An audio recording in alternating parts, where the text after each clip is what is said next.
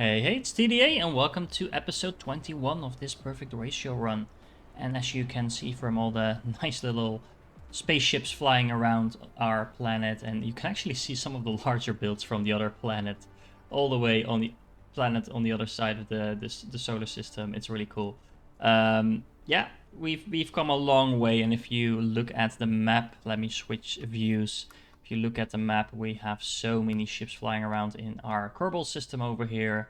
And that just gets more impressive if you zoom out. It's a whole interstate highway type of connection between our two systems. It's just two systems, but yeah, it's working really nicely.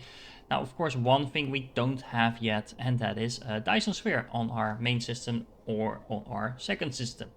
And we have been building the rockets for that already. We have a few thousand rockets at least stacked up already because, of course, I have been making other builds in between, specifically the proliferator. And that brings us to today's subject because, of course, in order to get those rockets into orbit, we need a lot of space and we need some silos. And of course, since we have proliferators now, we might as well make sure we get 25% additional silos because this is a very, very, very, very slow build. We only get one every 30 seconds normally. Of course, we have a Mark III assembler, so it goes 50% faster, so that is really, really nice. It's only 20 seconds, but even then, it's really worth making the 25% extra because, of course, this needs all kinds of endgame materials, and we have proliferate, so we might as well use them. Now, what does it need? We are going to need a small amount, actually, it's not that many, quantum processors as well as lenses over here. I say a small amount, but of course these are endgame items, so in order to make these small amounts, we'll need a ton of different materials. And we are actually going to need fairly large amounts, as you can see, of titanium alloy as well as frame materials, and frame materials themselves also need titanium alloy, so we're going to need a ton of that stuff. Relatively speaking, if you see the number 80 alloy, it sounds like a lot, but that's per 30 seconds. But of course, remember that we're speeding it up by 50%, so we need 80 per 20 seconds. But that's still 4 per second, so it's quite a lot, as you will see. And that also explains why we have, wrong button, why we have another very large build. It's actually similar sized to the previous builds of the rockets, so if you put them side by side, they're almost equally large. I chose in this specific event to put them on the planet where I had a lot of room for solar panels. This was basically just my planet where I am also charging up. At least I was supposed to be charging up the accumulators. No idea why that is not working. Apparently we're not producing enough of them. But anyway, I digress. It's the same planet where I put up a lot of the green science production. So we have pretty much a ring around the planet of green science production over here. Because this is just 1 per second per build. So I wanted a little bit more of that. But again, I digress because today we are building silos. So once again, in order to keep this a little bit time efficient and due to the size of the build, I won't be going to build this live with you. I will build it and then step by step walk you through the process, show you how I built it, why I made certain decisions, but not have you sit through the entire process because then this video would be 2 hours long at least. All right, let's get to that. First step, we are going to need some materials for the frame materials, production I mean, for the frame materials and the alloy. So let's jump to that. Okay, taking a few first small steps. We are going to need, of course, 4 different items to make those silos, but I'm going to start out with making the lenses over here on top. They need a few different things. Specifically, they need some diamonds as well as strange matter. So that is going to add to the fun of having to create that on top of the nanochips, which we haven't bothered with yet. And then there's actually 2 items that are quite convenient to produce together, which are the frame materials as well as the titanium alloy. And why is that really convenient? Well, most of the materials that we need for the alloy we need anyway because we need to make the frame materials. So that is quite straightforward. As you can see, of course, the frame materials themselves also need the alloy, so it's just a matter of putting in a belt, and we can probably build this in such a way that we can just put that straight through and then be really efficient. We will need some silicon and titanium, of course, as well. But again, the titanium is also used for the titanium alloy, so we can make a very effective, useful build for the titanium. I do expect that we're going to bring that in from this side most likely, so hence the direction of that belt. Same for the silicon. And then, of course, the nanotubes, which are not that difficult to make. We're just going to need a ton of chemical facilities for that. So let's see what that looks like. Okay, so the first giant leap towards making our build do its thing is completing a few different items in total.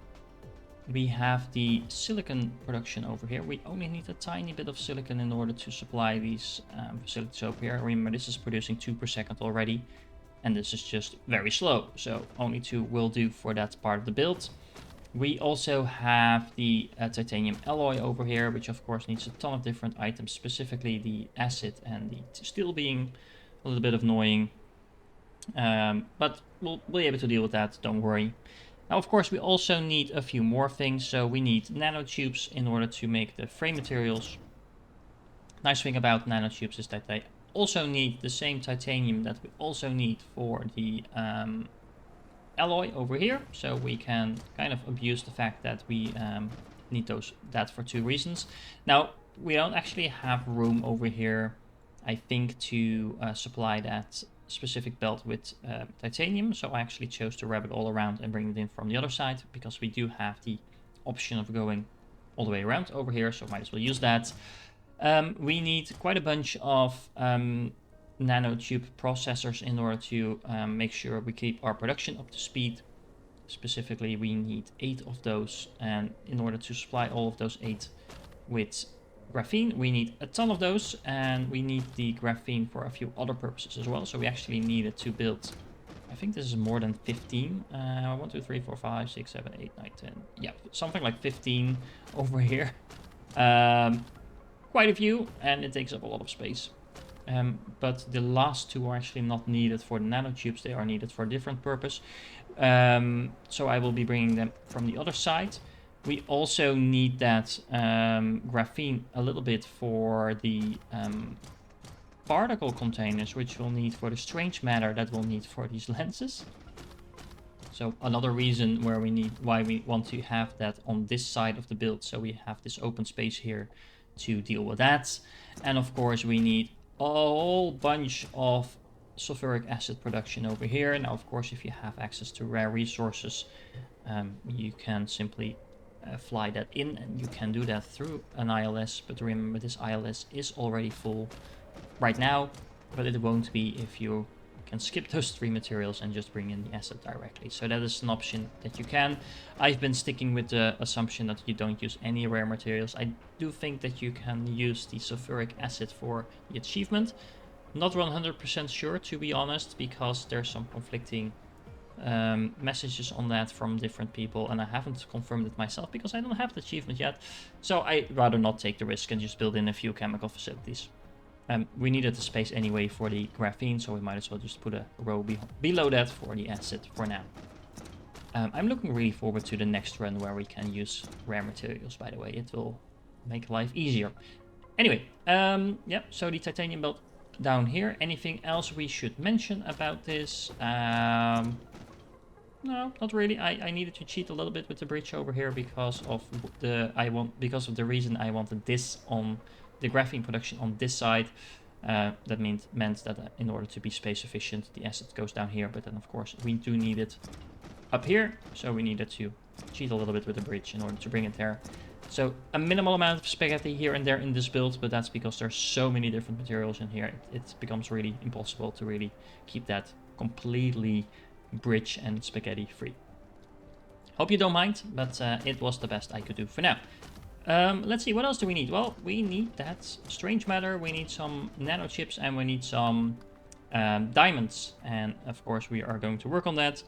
Let's start with the strange matter because we need a whole lot of particle colliders for that. And as the sun rises over our planets, we have built a huge collection of particle colliders to produce strange matter. There is exactly, how many is it? 6, I think. Yeah, 6 of them.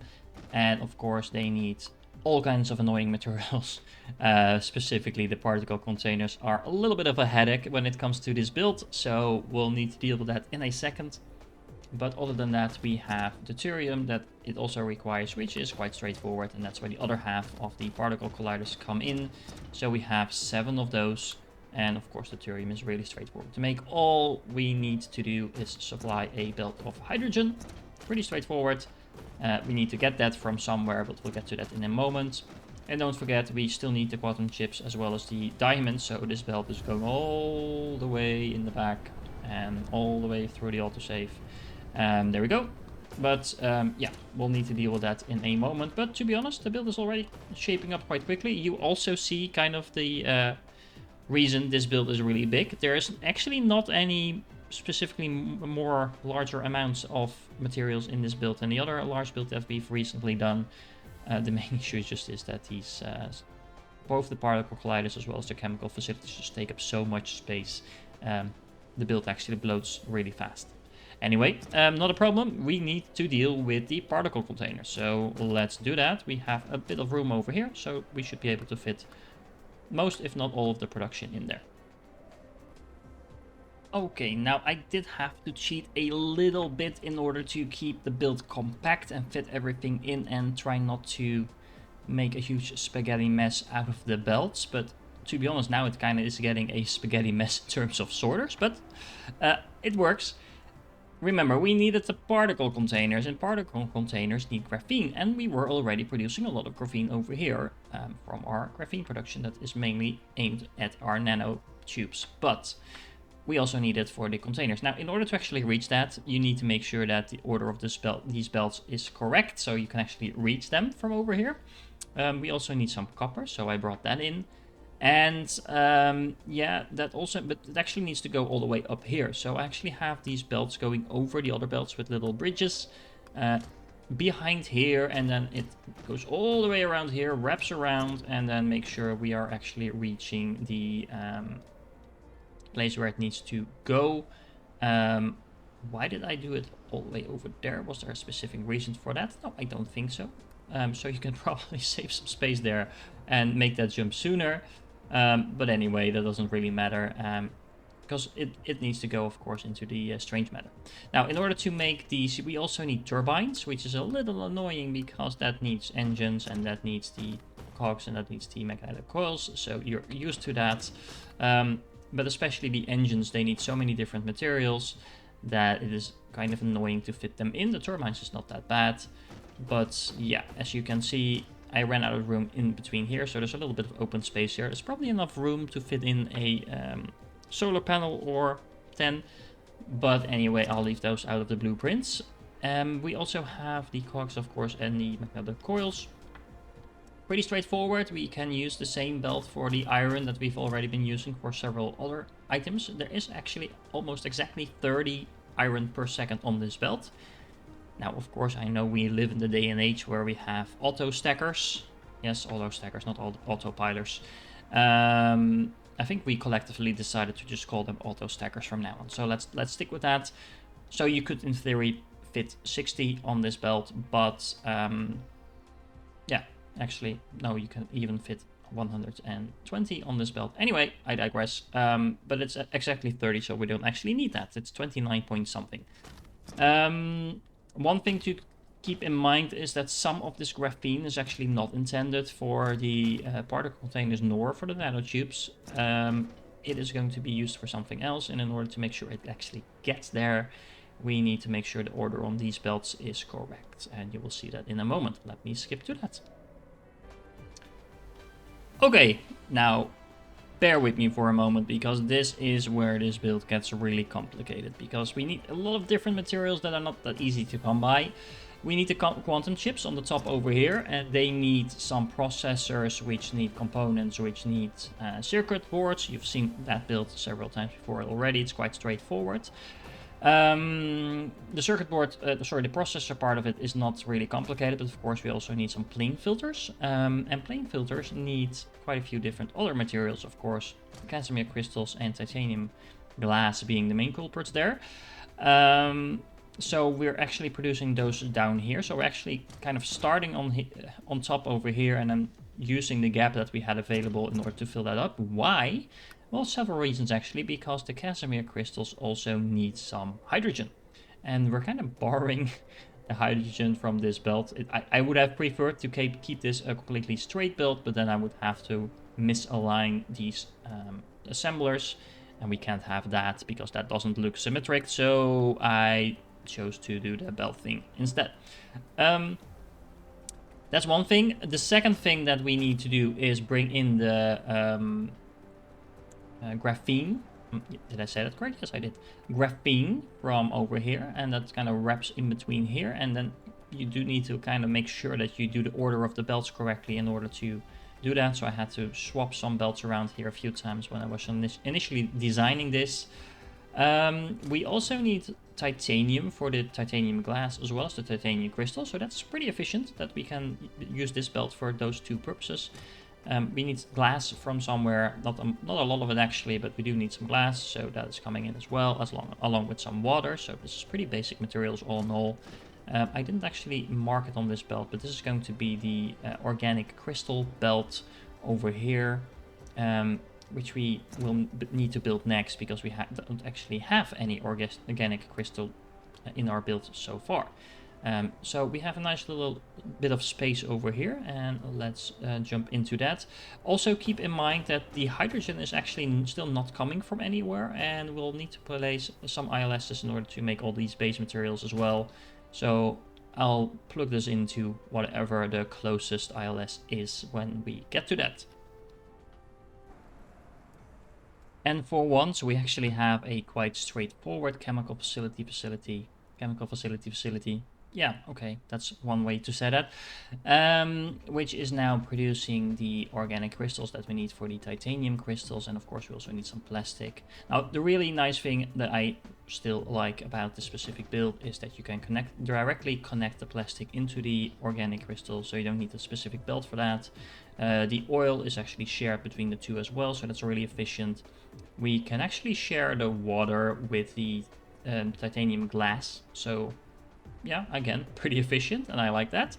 And of course that means that we only need some graphite. We already had a belt for that, so we might as well use that as well. So once again, we're using this belt that goes down the bottom over here for several purposes, and what is not to like about that?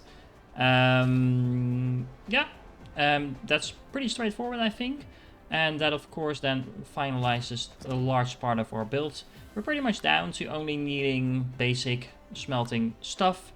And we are probably going to start somewhere in the top, I think, with building that. And make sure we supply that. We're going to need a lot of iron. Well, we're going to need a lot of things. So let's jump right to that. Okay, and here's the first part of our little smelting facility. We need a lot of iron, so we have quite a massive iron production over here that will feed into this belt and this belt that then combine, and I used a splitter to combine them only because I really hate the T connection in this game. It just looks ugly, so might as well put in a splitter, even though I don't really like how they look either, but at least it's an improvement. We need a tiny little bit of copper in the bottom belt over here for the circuit boards as well as the components, and of course we need some silicon for that as well, so we have that. We don't quite have enough room here for the diamond, so we'll get to that in a moment. And also note that I put an ILS in here to supply these two materials, but I didn't actually connect the iron to it. And the reason I'm not doing that is because we also need magnets, so I'm actually going to use this ILS down here in order to supply the iron for both the magnets as well as the iron. So let's build that bottom half of our smelting facility, and let's see how that works. Okay, and there we go. We now have the bottom section of our smelting facilities up and running as well. The ILS that we use for the plastic over here, of course, had some other outputs we could use. So we also added in stone for a bit of a glass smelting. We only need 3 of them, so just a small little smelting facility over there. We need some facilities for the iron, and specifically for a lot of magnets. Of course, the magnets need to go all the way down here into the production over here for our magnetic coils. Now, as you can see, I put a belt in the middle with smelters on each side, which is a relatively space-efficient way to make a double line of smelters. So something to keep in mind if you ever run out of space. As you can see, I used up all the room that I had here, so needed to be a bit efficient about that. Copper, we have the other half, or a little bit more than half of the remaining parts of our copper facility over here that supplies all the copper for the bottom half of our build. And then of course we have the second half of our titanium. Now you could argue that there's probably a way to combine these two titanium smelters, but this way it's all quite compact. It's sort of symmetric, at least. Well, it's not really symmetric, but it's as close as we can get it due to the ratios of the smelters that we need, without making it a huge spaghetti mess of different belts going everywhere. So all in all, I think this is pretty efficient. Did not have room for the graphite smelters because we need a whole lot of them, so there's just one little bridge in addition to the bridges that we've already had going out here. Of course you can also fix this instead of a bridge with a splitter, depending on what you prefer. I kind of like these mini bridges, but of course that's completely personal preference. So feel free to do that in whatever way you want. And we also made good use out of this ILS over here. So now actually we have this ILS supplying 4 different materials over here. No, it's actually 5, never mind. It's 5 different materials over there, so that will rely on warped in items to actually be flown in. And this one over here is actually supplying 4 different items, so we can actually have that request the warpers itself. Like before, in the previous build, I chose to use this ILS with 5 different items rather than also having warpers in there, to avoid having to place down another ILS just for the remaining 1 item. And I also didn't want to make a huge spaghetti mess to bring the items from the ILS that we have all the way on the other side of the build. But again, if you want to do that, that's completely up to you. Now, let's make sure we make the last step for our graphite smelting. And just as the sun sets over our nice little planet, we finished the build. We needed a lot of graphite, so we have over 40 smelters for graphite over here, which also means we need several belts to make sure the belts can actually supply the smelters. And of course we have 6 of them being dedicated to supplying the diamond production over here. Remember that belt that we dragged all the way from on the other side? Well, it's now also being completed. So now all we need to do is wrap up the lining around our little build, and let's take it from there and see if it works. Now, if you were screaming at your screen and you were typing in the comments, TDA, you're forgetting something, well, you are probably right. Well, you're not probably right, you're right, because I did forget something while I was making this build. Actually, the same thing I forgot the first time I made this build, so I was looking at the wrong version of my build, and that was the steel I forgot to put in. There need to be 11 steel smelters in this build for the perfect ratio, and, well, I forgot them, and I needed to add them in. And that also explains why I had so much room left over in my build, because of course that room was intended for the smelters. As you can see, we have a pretty nice, sort of symmetric smelting facility now. It does get a little bit complicated in terms of the belts.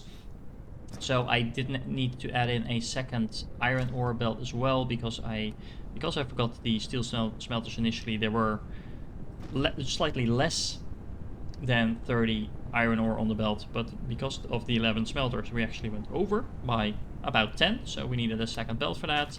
So I added it in, and that means that we are no longer supplying this with warpers, but to be honest we don't really need to anyway, because we have so much production in our 2 systems that it's very easy to supply this externally. Hydrogen, of course, wrapped in as well. Still a little bit of spaghetti going on there because of the hydrogen, but that was already in there. And I actually removed by accident, while I was building this, 2 of the plain filter smelters, which have a nice 1-to-1 ratio over here, and so I added those back in as well. And the nice thing about a perfect ratio build is that if you mess the ratios up somewhere along the way, it becomes really noticeable at the end. And we are now pretty much at a perfect ratio when it comes to this. Now this is able to build 1 silo every 20 seconds. It's actually going to produce slightly less, as you can see. That has everything to do with the quantum chips at the moment. being slightly underproduced, but it will only take a few seconds for this to start up again, and it's being compensated for by the fact that we are using the proliferator. So we're getting 25% extra anyway, so we're getting way more silos than we need from this build, than we are going to need in total anyway. But of course we do want to start up on our Dyson Sphere. Now we need one more thing to actually make use of our Dyson Spheres, and those are the receivers. I will be building those in the next episode. I hope you enjoyed this episode, even though I made a little mistake, but a lot of you pointed out you like me seeing the mistakes and seeing how I correct them, so I left it in on purpose. And yeah, almost done with this run. Really excited about the next run that will be all about proliferation and really optimizing some other elements of our playthrough, kind of combining the previous 2 playthroughs, to be honest. But I'll go into that in a lot more detail when we're actually going to start that. I hope you enjoyed this one once again, and if you haven't yet subscribed and you're still watching this, well, 20 episodes in, 21 episodes actually. If you haven't subscribed yet, what are you waiting for? Just subscribe and let's get the 1000 going this month. Would be really nice, really fun. And yeah, I hope to catch you in the next one.